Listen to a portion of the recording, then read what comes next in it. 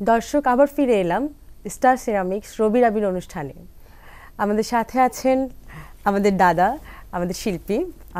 তো দাদা, আমরা যেটা বলছিলাম আপনার খুলনায় বড় হওয়া, গান শেখা, ওখানে আপনার ওই সময়ে এমন কি কখনো কোনো ঘটনা ঘটেছে যে আপনি শিখছেন, মানে স্মরণীয় ঘটনা? এটা হতে পারে শিখতে শিখতে বকা খাওয়া গুরুজনের কাছে, এরকম কোনো কিছু কি ঘটেছে কখনো? এমন আছে। আমি আমার রবীন্দ্রসঙ্গীত গুরু আচ্ছা সাধন ঘোষ, উনি খুলনা সরকারি বেল কলেজের প্রিন্সিপাল ছিলেন, রিটায়ার করছেন।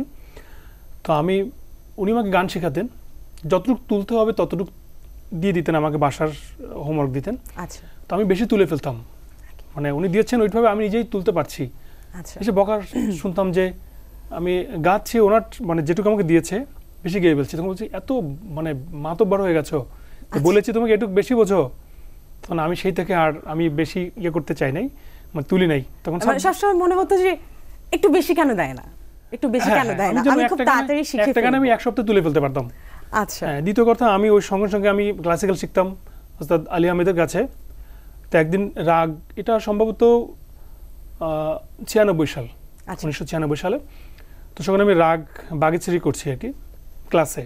আচ্ছা, তো আমাকে পড়া করতে করতে আমিও করছি ক্লাসে, প্রায় 15-20 জন ছাত্রছাত্রী, ওস্তাদজু বসে আছেন, আমি গান করে যাচ্ছি, ক্লাসিক্যাল বিস্তার দিয়ে আলাপ দিয়ে করে যাচ্ছি। তখন ওস্তাদ চোখ বন্ধ করে পড়ছে, আমি দেখছি যে ওস্তাদ কিছু বলে না, তো আমি করতে যাচ্ছি। তখন ওস্তাদ, আমি আধা ঘন্টা করলাম প্রায়, করার পরে ওস্তাদ ঘুমাইছিলেন নাকি মানে কী করলেন বুঝতে পারলাম না। গান শেষ করার পরে উনি তাকায় পড়লেন, যে আমার মনে পড়ে এই কথাটা, যে উনি বললেন যে দিবাকর, তুমি যা শুনিয়েছ, তোমাকে বললাম তুমি বাংলাদেশের 10 জনের একজন হবে। তো সেই থেকে আমি আসলে আমার স্বপ্নটাও এরকম আছে, আমি চেষ্টা করে যাচ্ছি। পাশাপাশি আমি সরকারি জব করছি, সেখানে সময় দিতে হয়, তার ভিতর থেকে যতটুকু আমি পারি এখনো চেষ্টা করে যাচ্ছি। যাক, বেশ অনেক ভালো লাগলো শুনে। আর আপনার গুরুজন যেহেতু বলে গিয়েছেন যে আপনি অনেক বড় শিল্পী হবেন, আমরা সেটাই দেখছি। তবে আমরা এখন একটা গানে চলে যাব। হ্যাঁ, আমি একটু এখন অন্য অঙ্গিকে গান করব। নজরুল রবীন্দ্র করলাম, আচ্ছা, এবার আধুনিক গান করব। আধুনিক গান, হ্যাঁ। আচ্ছা, আবার আধুনিক গানের যে গানটি করব, কথা লিখেছেন পুলক বন্দ্যোপাধ্যায়, সুর মৃণাল কান্তি। আচ্ছা, গানটি গেয়েছেন শ্রদ্ধেয় মান্না দে। গানটিতে একটি ইতিহাস আছে। এখানে গীতিকার লিখেছেন, মনে হয় গঙ্গায় ঝাঁপ দিয়ে রেলের লাইনে মাথা রাখি। তো গানটার ভিতরে ওনার বাস্তবিক জীবনে ওটা ঘটেছেন, যে উনি গঙ্গায় আত্মহত্যা দিয়ে উনি কিন্তু জীবনের টাকে শেষ করছেন ওখানেই, মানে গঙ্গায় ডুব দিয়েছে, ওনাকে আর পাওয়া যায়নি, ওইভাবে ওনার মৃত্যু হয়েছে ওইভাবে।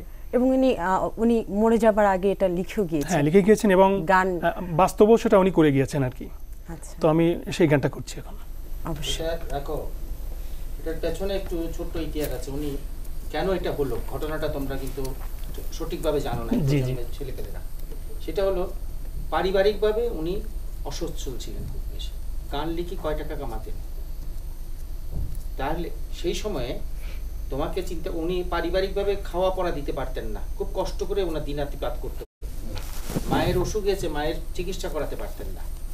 তো উনি এই কি বলে, নদীর এপার, ছোট্ট নদী ছিল গঙ্গা নদীর এপারের ওপারে গিয়ে কলকাতায় আসতেন। সারাদিন মানুষের কাছে গিয়ে 2-4টা গান লিখতেন, কেউ টাকা দিত, কেউ দিত না, ওইটা দিয়ে সংসার চালাতো। প্রতিদিন কিন্তু উনি গঙ্গার এপার ওপারে নৌকা দিয়ে যাতায়াত করতেন। তো একদিন উনি এই জিনিসটা ওনার ভিতরে খুব বেশি কষ্ট পেল, যে মায়ের অসুখটা যখন, ওই সময় যদি মায়ের সেবার জন্য আমি কিছু করতে না পারি, এতদিন টানা হেঁচড়ের মধ্যে চলেছে, সেই যন্ত্রণার থেকে উনি গানটা লিখেছেন। এবং সেই গানটা লেখার পরের দিন উনি যখন গঙ্গা পার হচ্ছিল, তখনই কিন্তু আত্মহত্যাটা করেছেন উনি। সেরকম গরিদার ব্যাপারও আছে। গরিপ্রসন্ন মজুমদার, উনি হসপিটালাইজ যখন হয়েছিল, তখনও কিন্তু একটা গান লিখেছিল বেডের মধ্যে শুয়ে শুয়ে। ওনার আত্মজীবনী বলবো না, এগুলো আত্মজীবনী না, এগুলো হলো মানে আত্ম-অভিমানে ওনাদের এগুলি বেরিয়ে আসছে। যে অ্যাকচুয়ালি সত্যিকার অর্থে বলতে গেলে শিল্পী নামক এরকম এই পরিধি, সাংস্কৃতিক অঙ্গনের পরিধি বলো, যেভাবে বলো, নাট্য বলো, যাই বলো, শেষ জীবনটা তাদের খুব ভালো যায় না। না যাওয়ার পেছনে কারণ হলো কি টানা অর্থনৈতিক অর্থনৈতিক কষ্টটা। হ্যাঁ, এটা তো অনেকে জানে না। শিল্পীরা দিয়েই যায়, ওনারা দেওয়ার জন্য এসছেন পৃথিবীতে এবং দিয়েই যান, শেষ জীবনে কিন্তু ওনারা কিছু পান না। এটা এটা এমন একটা কষ্ট যে না পারছে বলতে, না আমরা জানছি, না সে মানে কোনোটাই হচ্ছে না। না আমরা জানি, যেমন মনে করো পুলক বন্দ্যোপাধ্যায় মানে বিরাট ব্যাপার, গরিপ্রসন্ন মজুমদার বিরাট ব্যাপার, কিন্তু ওনাদের ভিতরের যে কষ্টটা ওটা আমরা জানতে পারছি না। কিন্তু এখন দেখেন বর্তমান সময়ে বাংলাদেশ সরকার, মাননীয় প্রধানমন্ত্রী শেখ হাসিনা কিন্তু সংস্কৃতি অঙ্গনের পাশে অনেক বড় ভূমিকা রাখছেন। কারণ কি অসুস্থ হচ্ছে কিংবা কোনো কিছু প্রয়োজন হলে তিনি কোথাও মানে কার্পণ্য করছে না, যে তার যতটুকু আছে সাধ্য দেওয়ার চেষ্টা করছেন কিন্তু আমাদের। সেটাই এখন তো একটা জায়গায় এসছে। আমি বলছি আমাদের অগ্রজরা যে কঠিন কষ্ট করে তাদের জীবনগুলি দিয়ে গেছে, দেশের জন্য কাজ করে বিলিয়ে গেছে সবকিছু, বিনিময়ে কিন্তু কিছুই না। দেবদা একটা 21 পদক, একটা স্বাধীনতা পদক, এটা বড় কিছু না, এটা রাষ্ট্রীয় সম্মান অবশ্যই মানি, কিন্তু বেঁচে থাকতে ওদের সঠিক মূল্যায়ন কিন্তু করেন না। শুধু একটা পদক দিলেই চলে না, তাকে পিছনেও দেখতে হয় যে কিভাবে জীবন যাপন করছেন। দেবদাকে অনেক অনেক ধন্যবাদ আমাদের এই তথ্যগুলো দেওয়ার জন্য, যেগুলো আমরা অনেক কিছুই আসলে আমরা জানি না। অনেক অনেক ধন্যবাদ দেবদা। দাদা, আমরা পরের গানটা অনেক ধন্যবাদ, কারণ আমি আসলে ফিল করলাম বিষয়টা অনেক বেদনা, অনেক কষ্টের।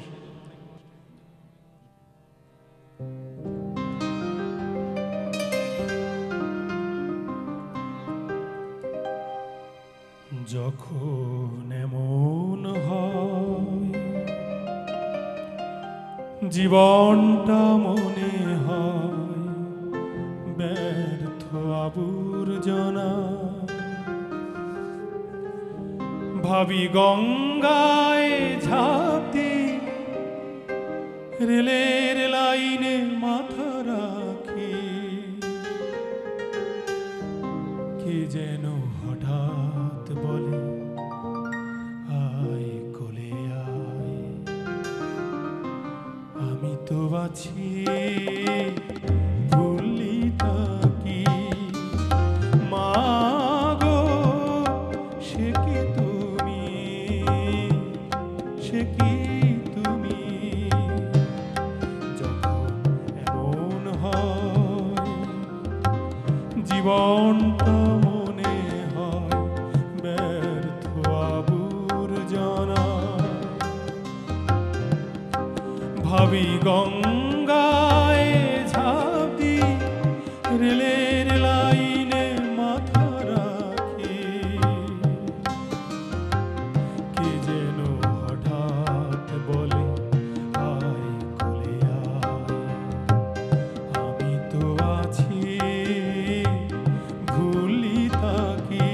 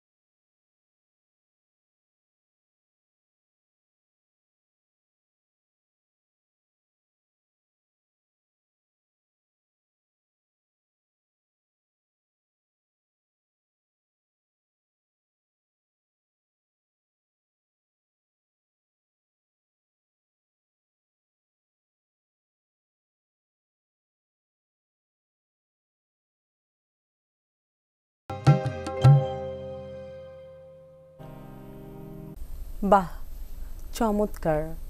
আসলে এই গানটি শোনার পরে পরিবেশটি একেবারেই থমথমে হয়ে গেছে। আমরা আর কথা বাড়াবো না, আমরা অন্য একটা গানে চলেছি। আমি এবার ঠিক যে গানটি করব সে গানটি লিখেছেন সৈয়দ শামসুল হক, সুর করেছেন শ্রদ্ধেয় শিল্পী বশির আহমেদ সাহেব। আচ্ছা।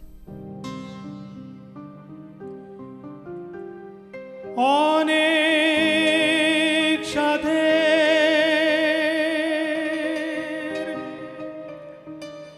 ময়না আমার বাঁধন কেটে যায়,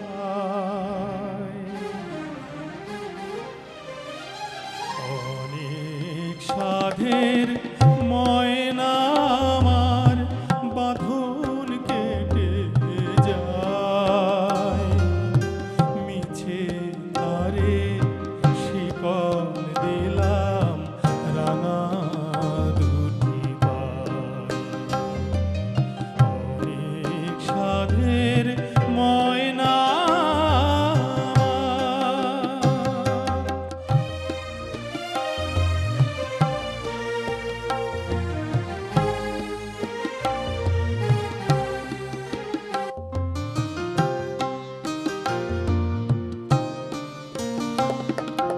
আর তো আমায় ডাকবে না সে সকাল দুপুর সাজে, বলবে না আর মনের কথা মধুর মধুর লাজে, আর তো আমায় ডাকবে না সে সকাল দুপুর সাজে, বলবে না আর মনের কথা মধুর মধুর লাজে, গাইবে না সে গান আমারি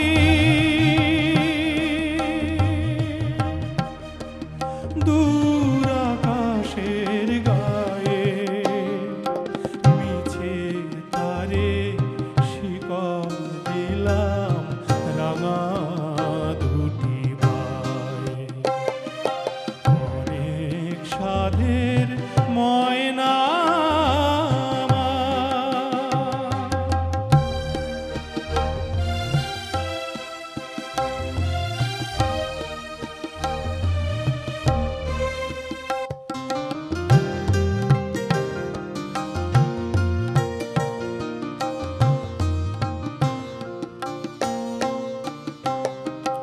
কত সুখের স্বপন ছিল দুটি নয়ন ভরে,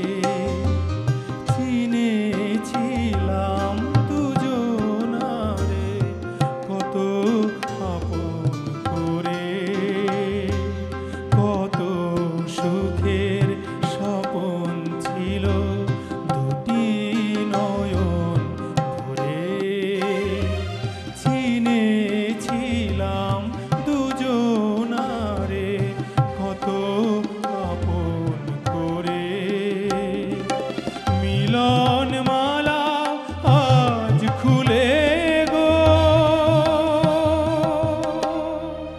যায় সে চলে যায়, মিছে তারে শিকল দিলাম রাঙা দুটি পায়ে, অনেক সাধের ময়না আমার বাঁধন কেটে যায়, মিছে তারে শিকল দিলাম রাঙা দুটি পায়ে, অনেক সাধের ময়না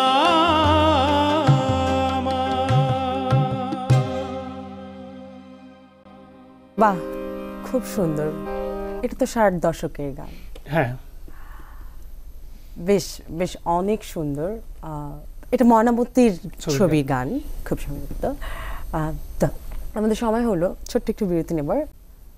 দর্শক, সময় হলো স্টার সিরামিক্স রবি রাবির অনুষ্ঠানে সামান্য একটু বিরতি নেবার। কোথাও যাবেন না, সাথেই থাকুন।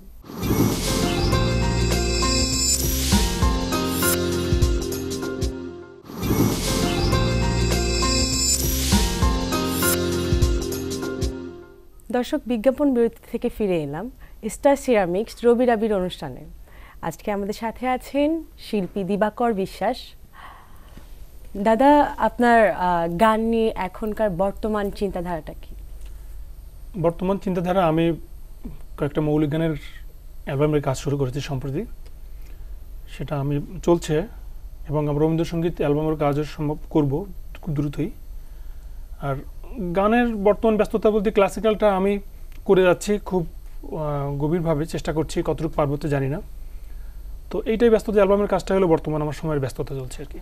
এই অ্যালবামের সাথে আর কারা কারা কাজ করছে? আমাদের পঙ্কজ ভাই করছে কাজ, আচ্ছা, রাজীব আহমেদ, কয়েকজন আছে যারা মোটামুটি আমাকে এই বিষয়ে মানে সহযোগিতা করছে। সেখানে কি ধরনের গান হচ্ছে? ক্লাসিক্যাল? ওখানে আমি কাজ 3টা আধুনিক গান করব মৌলিক, সেখানে ফিউশন ক্লাসিক্যাল থাকবে, এইভাবে আমি চেষ্টা করছি আর কি, মানে সব প্রকারের শ্রোতা যাতে এটা নিতে পারে। সেটা কি নজরুল সঙ্গীত না আধুনিক? আধুনিক আধুনিক করব, হ্যাঁ। এটার লিখছেন, গানগুলো লিখছেন কারা? গান এখানে আমার নিজের লেখা আছে। বাহ, আপনি গানও লিখেন নিজে? সুর প্রথম একটা গান আমার নিজের সুর করা, আচ্ছা, নিজেরই লেখা। আর পঙ্কজ ভাইয়ের দুটোই গানই ওনার লিখছেন, উনি সুর করেছেন। উনি সুর করছেন এবং লিখছেন। সঙ্গীত আয়োজনে কারা আছেন? এই পঙ্কজ ভাই নিজেই। পঙ্কজ ভাই, হ্যাঁ, উনি সঙ্গীত আয়োজন। অ্যালবামের নামটা কি হবে? নামটা এখনো রাখিনি, আগে আমি কাজটা তো শেষ করি, তারপরে বুঝে শুনে দেখবো আসলে কি। আচ্ছা আচ্ছা, এটা বের হচ্ছে কোন ব্যানার থেকে? ব্যানারটা সম্ভবত গাংচিল থেকে, আমি চেষ্টা করব ওখান থেকে ইয়ে করার জন্য। আমরা কি ওই অ্যালবামের কোনো গান শুনবো আজকে? আমি আপাতত ওইটা গাইতে চাচ্ছি না, আমি ওটা সময় মতোই আচ্ছা আচ্ছা করব। আচ্ছা, তাহলে আমরা এখন কি গান শুনবো? আমি এখন গান করব ইন্দ্রকিশোরের একটা গান, কথা ও সুর আহমেদ ইমতিয়াজ বুলবুল। আচ্ছা, আর এখানে আমাদের শ্রদ্ধেয় দাদা, এই মূল গানেই উনি তবলা বাজিয়েছেন, সেই সম্পর্কে আমরা কিছু শুনবো না কাছ থেকে। দেবুদা।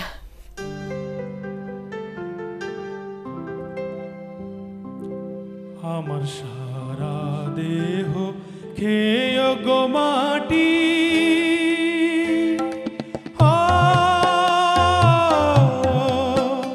এই চোখ দুটো মাটি খেয় না, আমি মরে গেলেও তারে দেখার স্বাদ মিটবে না, মিটবে না। তারে এক জনমে ভালোবেসে ভরবে না, মন ভরবে না। আমার সারা দেহ খেয় গো মাটি,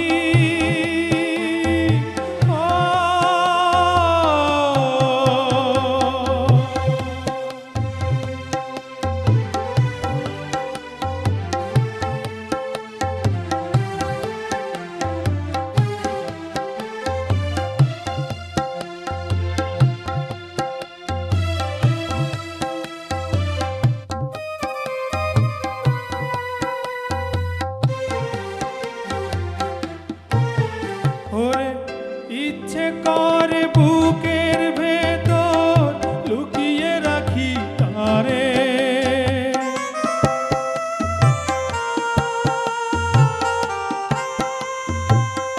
ওরে ইচ্ছে করে বুকের ভেতর লুকিয়ে রাখি তারে, যেন না পারে সে যেতে আমায় কোনোদিনও ছেড়ে।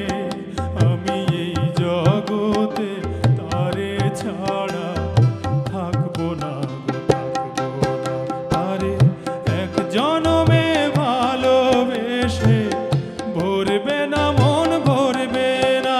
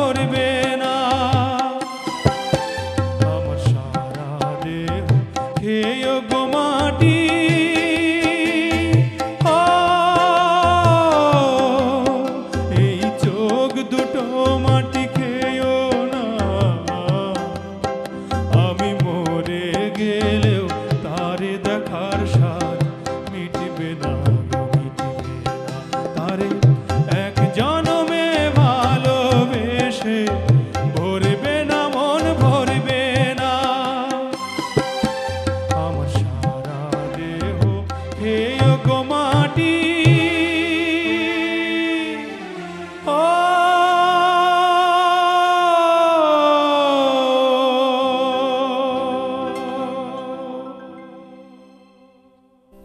বাহ, অসাধারণ গানটি, ৮০ দশকের গান। এবং আমরা আজ এতটাই মানে খুশি এবং সৌভাগ্যবান যে এই গানটা ট্র্যাকটা যিনি বাজিয়েছেন, তবলা বাজিয়েছিলেন দেবুদা, তিনি আজ আমাদের সাথে আছেন। আমারও সৌভাগ্য যে তার সঙ্গে আমিও গাইতে পারলাম গানটা। হ্যাঁ, আমরা আসলেই অনেক সৌভাগ্যবান। তো দেবুদা, আমরা গান গাইতে গাইতে গল্প করতে করতে আসলে আমাদের সময় হয়ে গেছে বিদায় নেবার। আপনাদের অনেক অনেক ধন্যবাদ। দেবুদা আপনাকে, জুয়েল ভাই আপনাকেও অনেক অনেক ধন্যবাদ। দাদা, আমরা এখন বিদায় নিব, তো গান শুনতে শুনতে বিদায় নিব। তো তার আগে আপনি যদি দর্শকদের উদ্দেশ্যে কিছু বলতে চান। আমি ধন্যবাদ জানাতে চাই যারা আমার সঙ্গে সহযোগিতা করছেন বিভিন্নভাবে, যেমন আমার পরম পূজনীয়ই বলবো দেবুদা, তারপরে ভাইয়া আছেন, আপনি আছেন, এবং এসি টিভির যারা কাজ করছেন এবং ক্যামেরায় আছেন, তার সবাইকে ধন্যবাদ জানাচ্ছি। ধন্যবাদ জানাচ্ছি এই দর্শকদের যারা আমার প্রোগ্রাম দেখছেন, এবং আপনারা আমার জন্য দোয়া করবেন যাতে আমি পরবর্তীতে আরও ভালো ভালো গান করতে পারি। আর অন্যদিকে হলো যে আমি এখন যে গানটি করব, সে গানটি শ্রদ্ধেয় মান্নাদের গাওয়া। গানের কথা গৌরী প্রসন্ন মজুমদার, সুর করেছেন শ্রদ্ধেয় মান্নাদের নিজেই। আবার হবে তো দেখা। তো আবার হবে তো দেখা আপনাদের সবার সঙ্গে, দর্শকদের সঙ্গে, এবং যারা আমার সঙ্গে সহযোগিতা করছেন সবার সঙ্গে।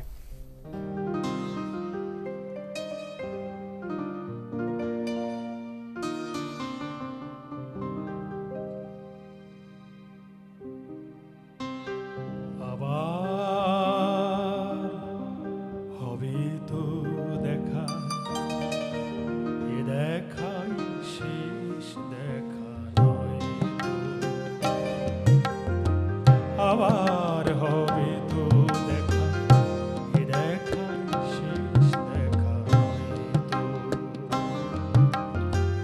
কি চোখে তোমায় দেখে বোঝাতে পারিনি আজও হয়তো, এ দেখাই শেষ দেখা নয় তো। আবার হবে তো দেখা, এ দেখাই শেষ দেখা নয় তো।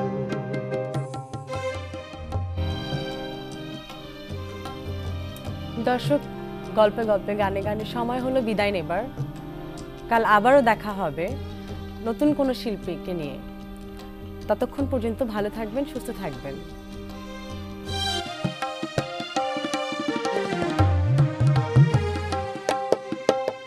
যাবার বেলায় আজ কেন যে কেবলই মনে পড়ে গো, অসময়ে নীল আকাশে কতদিন কত মেঘ ঝরে গো।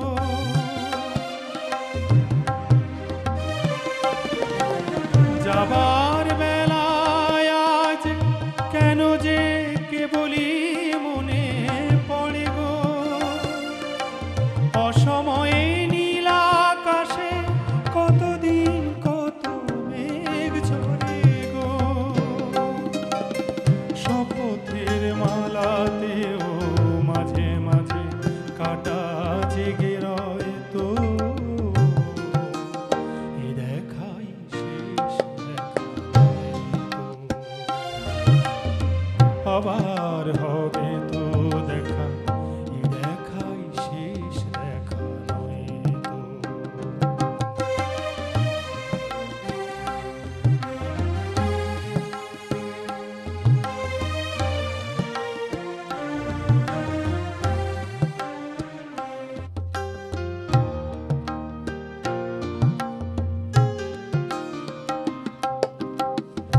এমন তো হতে পারে সবই তুমি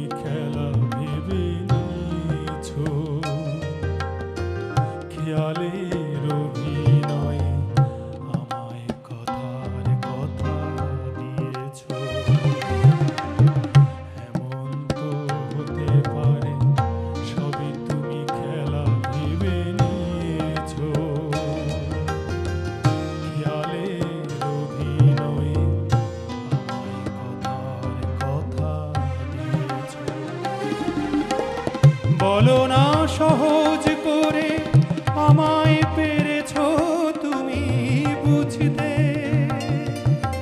হয়নি একটু দেরি এ গানের কোনো মানে খুঁজতে।